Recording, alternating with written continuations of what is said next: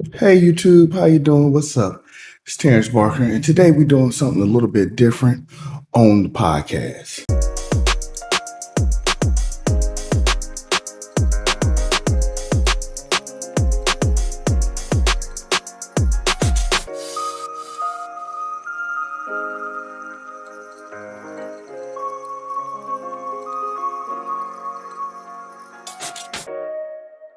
Today we're going to do something a little bit different on this podcast.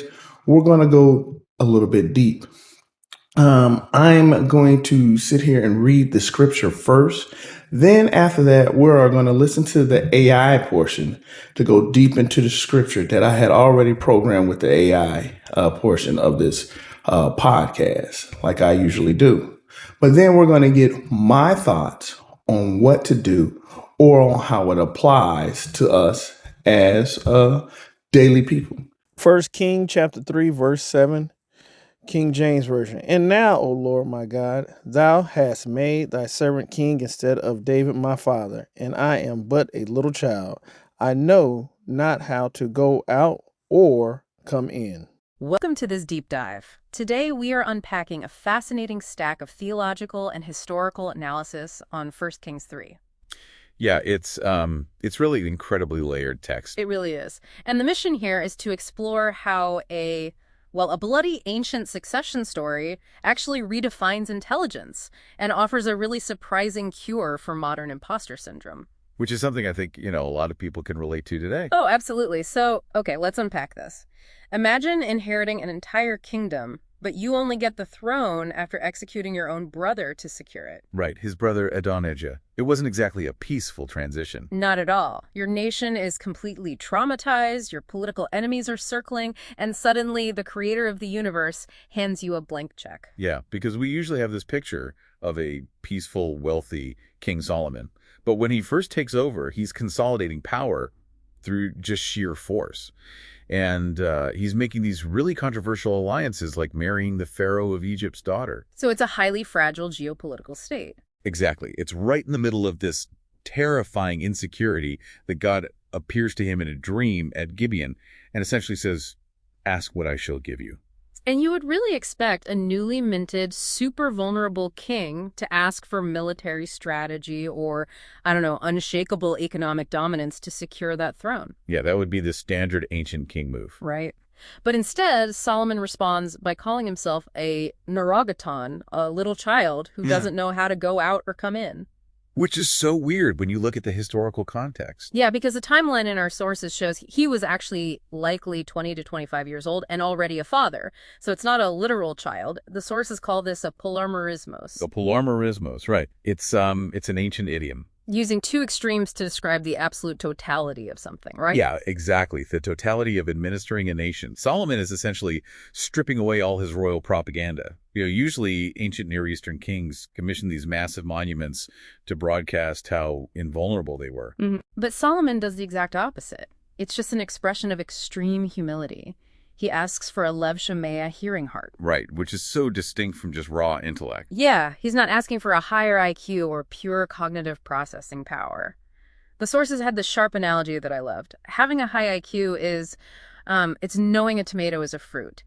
But biblical wisdom, this chokmah, is knowing not to put a tomato in a fruit salad. I love that. It perfectly captures the difference. It's about knowing how to apply truth morally, not just crunching data like some supercomputer. Totally. And the text doesn't just leave it as theoretical wisdom. It immediately transitions into a harrowing, real-world judicial crucible. How does this hearing heart actually work in practice? Oh, right. The famous legal case. It's an almost impossible scenario. You have two sex workers, the Nashim Zonnet, fighting over a single surviving infant. And they live completely alone, right? Yeah, no one else is in the house. One baby died in the night, the other lived, and both women claim the living child is theirs. Okay, wait, let's pause here.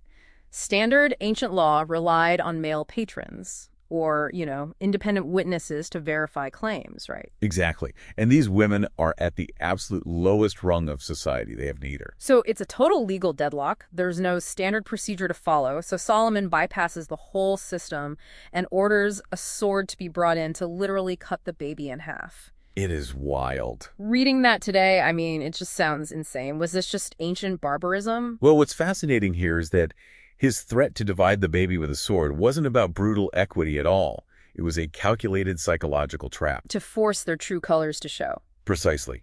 By threatening the child, he forces a primal maternal response that cuts right through the whole web of lies. The selfish mother spitefully agrees to the division. But the true mother begs the king to give the child to her rival, just so the boy will live. So the sword test actually reveals that sacrificial love is the highest legal and moral truth. Which makes for an incredibly powerful narrative. But the sources point out there's this huge academic debate about what this story actually is. Right, the scholarly perspectives. And we really just want to present what the sources say impartially here. Of course. So some scholars think this was basically ancient political propaganda. A Königsnovel. Like an Egyptian literary trope. Yeah, exactly. Designed to justify his bloody coup by making him look like a literal divine genius. Wow. But then there's the other side of the debate. Right. The flip side is that other scholars think this text is actually a subversive Deuteronomistic critique. They highlight that he's worshiping at the high places. Which were essentially pagan-style altars. Exactly, instead of using the official priests. So they argue the narrative is hinting that this supposedly wisest man is already, planting the seeds of his own dangerous downfall. Okay, so whether this was real history, ancient propaganda to justify his reign, or a subversive critique to warn about his ego, the ideal of leadership it presents completely flips how we view power. It really does. So what does this all mean for you? Connecting this to your everyday life, Solomon's confession that he's a little child is basically the ancient equivalent of imposter syndrome. Oh, totally. Yeah. Think about a young CEO suddenly taking over a massive multinational company today. The anxiety is paralyzing. And modern psychology usually tells that CEO to cure the anxiety by faking it till you make it, or like reciting past achievements to self-generate confidence. But the biblical cure is radically different. It's almost like a form of Christian cognitive behavioral therapy. Yeah. When that CEO admits they're just a child at this, it shuts down the ego. Yeah. You stop wasting mental energy pretending you know everything. Which frees up your brain to actually listen and learn. It shifts that crushing burden of performance off your own shoulders and puts it onto a sovereign God. Yes. Acknowledging you don't know how to go out or come in isn't a failure at all. No, it's the exact prerequisite for divine empowerment. True greatness relies on confessed dependency. I think that completely reorients us. And I want to leave you with this final provocative thought to mull over on your own. We just saw Solomon champion the absolute lowest echelon of society in his courtroom. Yeah, two women with zero social standing. Exactly. So if modern bioethics and our current legal systems are truly just, are they prioritizing the voiceless and defenseless as effectively as this ancient king? Or are our modern systems more aligned with the selfish false mother? That is a challenging question to leave on. It really is. Something to think about next time you face a high-stakes moment. Thanks for joining us on this deep dive. Wisdom is the understanding, grasping the meaning of something, while knowledge is just being fully informed of. Now, when I was in Afghanistan, we had plenty of people who knew that it was a restroom that we were going in, because we had makeshift restrooms and stuff like that, and then when we were out there, at these restrooms that we had made, they had running water and all these other things because, we built them out of like shipping containers or connexes and stuff like that, so we had these things and we put our own toilets in there and all this plumbing. You had plenty of people who would try to use it that were foreigners that knew it was a restroom, but they did not know or understand on how to use it properly. So you would have some people stand over the toilet and then use it, and then it will plop all on the seat. Or you'll have people who would use the back of the seat. There were so many problems. It was really just a horrific sight. And even though that they knew it was a toilet, they did not know how to use it properly because in their country, they use the toilet standing. My thing is there's a position in life where you could know so much, but understand so little. Wisdom is not about just knowing information. It's about grasping the meaning and applying it correctly. If they understood how to use the toilet properly, we wouldn't have had all those sanitation problems.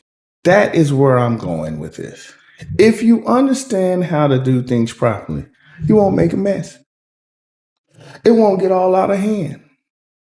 We won't have all the funk that we may be in. Why? Because we know how to use things properly and handle business. And that is what we are learning today on this podcast. You got to go and strive for understanding. You got to strive for comprehension, okay?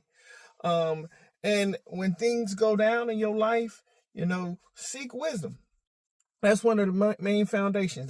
That's out there in the book of Proverbs, okay? That's not something that's strange. That's not something that's new.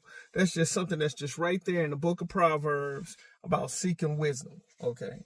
And by seeking wisdom and understanding, you could apply all that information to get it done, because knowing is half the battle.